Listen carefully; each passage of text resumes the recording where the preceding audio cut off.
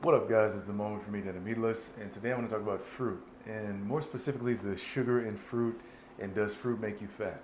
So I could just really end this video very quickly and just say no right off the top. That's so, if you guys just came to hear that, then you can click off now because that's the answer. No, it doesn't.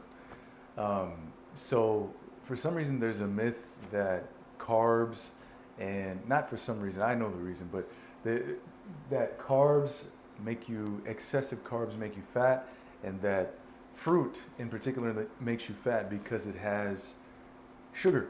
Okay, it has sugar in it. But the thing about fruit is it doesn't just have. It's not like somebody poured table sugar into fruit. Okay, the sugars in fruit are different. They're naturally occurring sugars. They haven't been extracted or concentrated or anything like that. It's just a natural thing.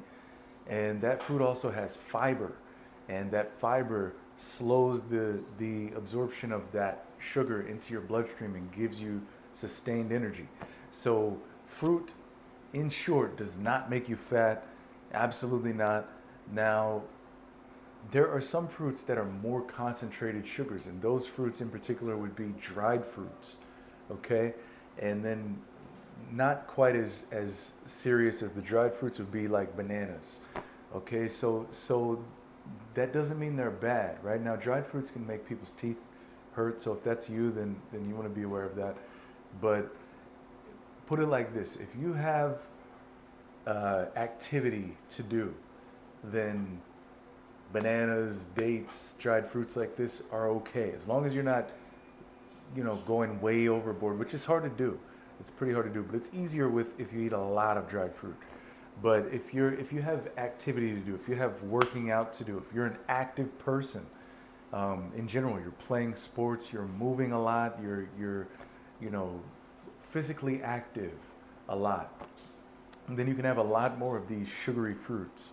If you're less active, you shouldn't be having much of these sugary fruits because you don't really need much of them because you're not active. You don't have the demand for all that sugar. Okay, so for you, fruit would be fine, but you want to go for the really water-rich fruits: melons, grapes, cherries, things like that, berries that are much higher in water content and are going to make you're going to end up eating a lot less carbs. Okay, which you don't need a lot of carbs because you're not an active person. So if you know that you sit on your butt for most of the day, then don't go smash, a pound of dates or something like that, because it's not a good idea. You could do it, right? You could do it every now and then for a treat or something, but don't do that and think, well, this is great for me, because it's not. Okay. So anyway, long story short, I don't want to make this too long, but fruit is not bad for you. But each fruit has a time and a place, or more specifically, like dried fruits and also bananas, even though those aren't necessarily a dried fruit, but they have more sugar in them. They have more calories. They're easy to eat a lot of, and you just don't need to do that if you're not an active person.